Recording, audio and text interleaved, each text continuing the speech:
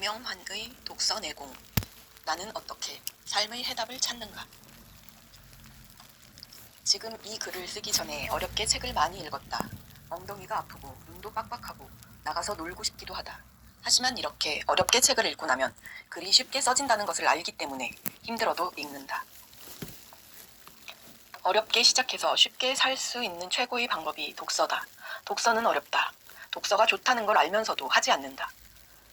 그런데 힘들기 때문에 힘든 만큼 쉬워진다. 영상 강의를 보는 것은 책을 읽는 것보다 쉽지만 책만큼 효과가 좋지는 않다. 하지만 하루에 10시간 이상 책상에 앉아 있어 보라. 단 하루 만에 스스로 느끼는 자신감이 대단히 높아질 것이다. 독서의 힘이다. 나는 자연인이다에 출연하는 사람들이 파이어족이라 생각한다.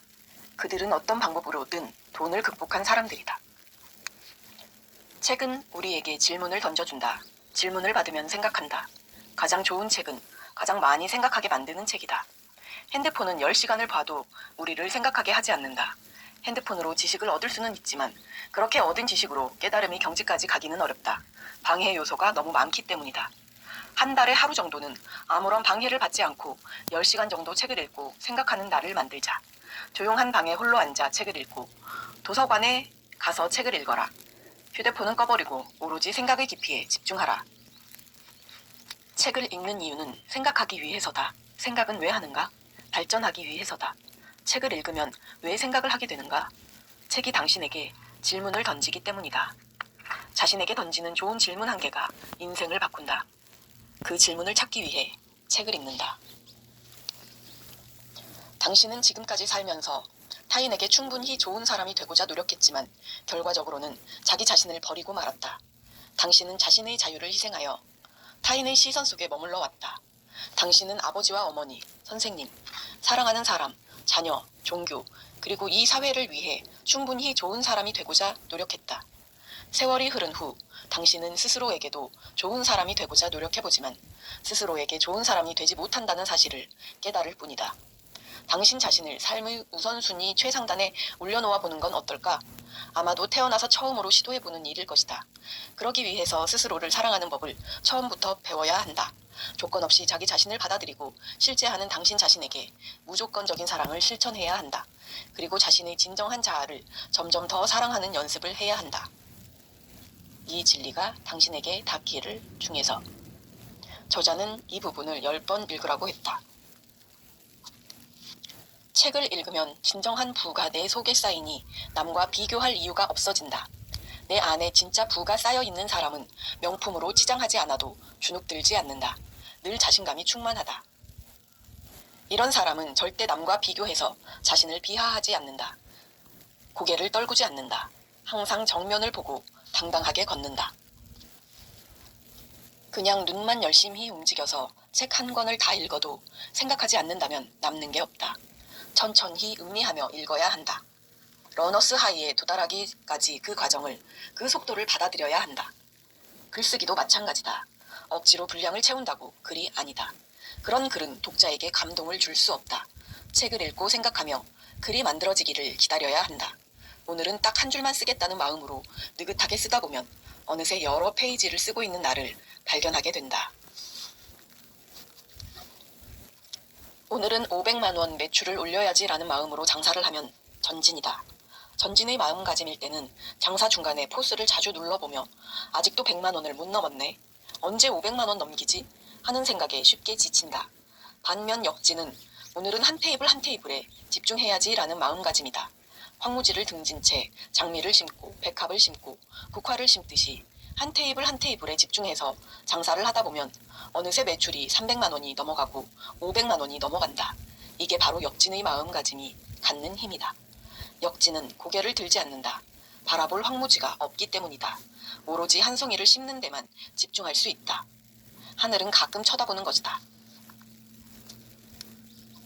가장 적은 것으로도 만족하는 사람이 가장 부유한 사람이다. 소크라테스. 안다고 생각하는 거기에 바로 진리가 있다. 무언가를 듣거나 접할 때 아, 그거 아는 얘기야 하고 넘어가지 말기 바란다. 한 번 더 그 얘기를 붙잡고 생각해 보다 보면 그 안에서 반드시 진리를 찾을 수 있다. 목표를 달성하려고만 노력할 것이 아니라 목표를 달성한 이후의 삶을 반드시 준비해야 한다. 인기를 얻은 이후, 돈을 번 이후, 권력을 쌓은 이후를 준비해놓지 않으면 내 속의 어둠이 나를 갉아먹을 것이다. 아직 성공도 못했는데 그 이후의 삶을 준비해서 무엇하냐고? 우리는 지금 성공하기 위해 노력하는가? 아니면 실패하기 위해 노력하는가? 성공하기 위해 노력하고 있으니 우리는 무조건 성공할 것이고, 그러니 당연히 성공한 이후의 삶도 지금부터 준비해야 하는 것이다. 동영상 강의는 동기부여를 해주는 것이지 상상력을 키워주는 것이 아니다. 동영상 강의는 일방적으로 메시지를 주입해 사람들의 열정을 불러일으킨다. 동영상 강의에서 지식은 얻을 수 있지만 지혜는 본인이 사색을 통해 갈고 닦아야 생기는 것이다. 진정 가치 있는 아이디어를 원한다면, 돈이 되는 아이디어를 원한다면 책을 읽어라. 그것도 좀 무리해서 읽어라. 한 분야만, 자신이 좋아하는 분야만 읽지 말고 닥치는 대로 읽어라. 많은 작가들이 글이 안 써지면 책을 읽는다. 그것도 미친 듯이 읽는다. 난 독서력이 하루 300쪽 정도 된다. 그런데 글을 쓰고 싶으면 하루 600쪽 정도 읽는다. 10시간 이상 앉아서 꼼짝도 하지 않고 책만 읽는다. 그렇게 며칠을 읽으면 뇌가 꽉 찬 느낌이 난다. 뇌 속에서 글이 툭툭 튀어나오려고 준비가 된 게 느껴진다. 마치 팝콘을 튀길 때 기름 온도가 점점 올라가면서 튀겨지기 직전 상태가 되는 것처럼. 그럴 때 노트북을 열고 글을 쓰면 저절로 글이 써진다. 쓰다가 튀어나오는 힘이 약해지면 또 책을 읽으면 된다. 그래서 난 글을 쓸 때 걱정하지 않는다. 책만 읽으면 글은 저절로 써진다는 확신이 있기 때문이다. 아이디어도 마찬가지다. 당신은 아이디어를 어떻게 만들고 있는가? 지금 당장 가만히 앉아서 돈이 되는 아이디어 한 개만 떠올려보라. 쉽지 않을 것이다. 읽은 내용이 기억나지 않는다고 걱정하지 마라. 모든 내용은 내 잠재의식에 쌓이고 있다. 지난주에 강의를 하는데 20년도 더 전에 읽은 책의 내용과 구절이 툭 튀어나와서 나도 깜짝 놀랐다. 이렇게 우리가 읽은 내용들은 내 안에 모두 차곡차곡 쌓여있다. 여기에 마중물 역할을 하는 다른 책의 내용이 들어와야 서로 화학작용을 일으켜 밖으로 발산된다. 창의력은 이렇게 발휘되는 것이다. 그리고 믿어라. 내 잠재의식을, 내 안에 잠들어 있는 거인을.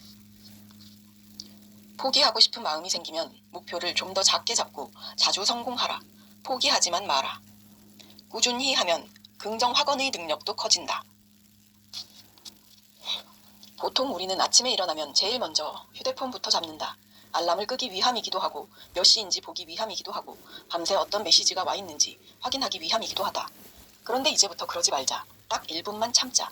아침에 가장 맑은 영혼으로 제일 먼저 책을 손에 잡자. 그 다음 손으로 책을 쓰다듬어 보자. 표지를 만져보기도 하고 책을 열어 종이를 쓰다듬어 보기도 하는 것이다.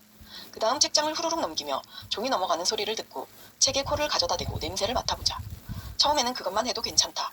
그러다 책 만지는 게 조금 익숙해지면 이제 책을 아무데나 펼치고 그 페이지에 나오는 구절을 한 줄만 소리내어 읽어라. 문장이어도 괜찮고 한 단락이어도 괜찮다. 대신 당신의 뇌가 목소리를 들을 수 있도록 소리내어 읽는 것이 중요하다. 이 모든 걸 하는데 1분이면 충분하다.